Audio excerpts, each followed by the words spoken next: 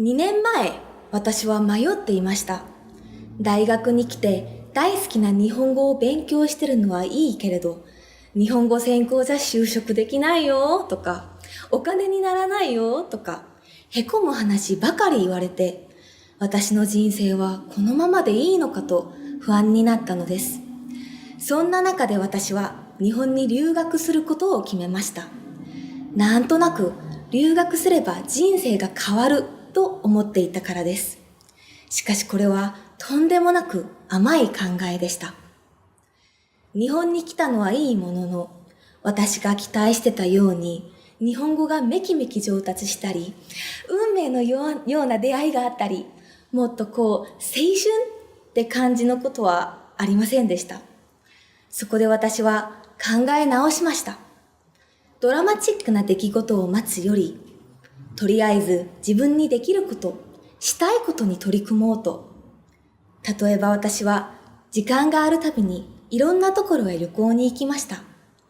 私の大好きな夏目漱石の坊ちゃんの舞台である道後温泉に実際に行ってみたり、今まで本やネットでしか見られなかった日本を自分の目で見て感じることができてとても楽しかったものです。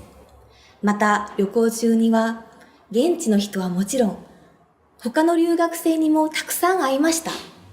私たちはみんな国も文化も違うけど日本語で一つになりかけがえのない友達になりました。グローバル社会における外国語勉強の有意義さを改めて感じた時間でした。日本語を勉強してよかったと、決して無駄な人生を過ごしたわけではないと、私はやっぱり日本語が大好きだと思いました。これからも頑張ろうというモチベーションにもつながりました。いわゆる自分探しができた気がします。人生が変わったというまでではないかもしれませんけどね。私の留学生活のハイライトは何と言ってもやっぱり春のお花見でした。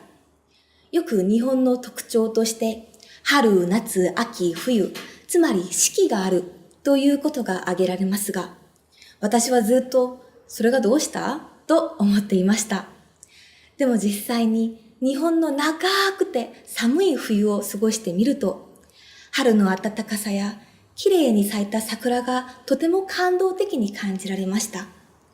でも桜の花ってすぐに散ってしまいますよね。私はこの時初めて前授業で習った物の哀れというものが分かった気がしました。そして気づきました。せっかくこのように日本という国を、日本文化を肌で感じられる素晴らしい機会をいただいたんだから、今を楽しむことが一番大事だと。人生が変わったとか、そういう結果的なことはまあ後でいいんだと。ただ瞬間瞬間を大切に生きていこうと私は思いました。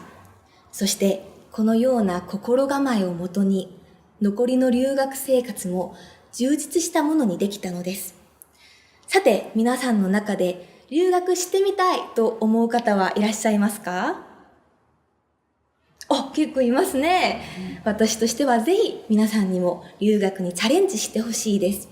でも留学が人生を変えるとかそんなことを言うつもりはありません。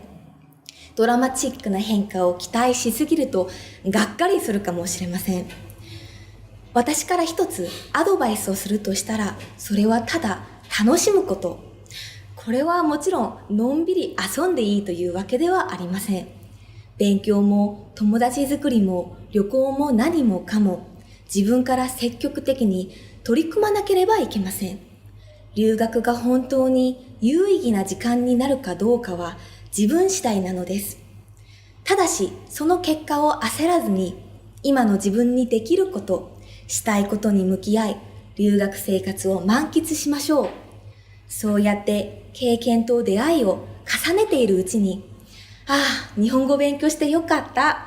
日本に来てよかった。私の人生素晴らしい。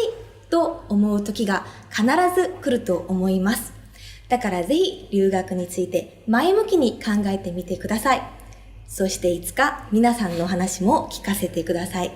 今日は聞いてくださってありがとうございました。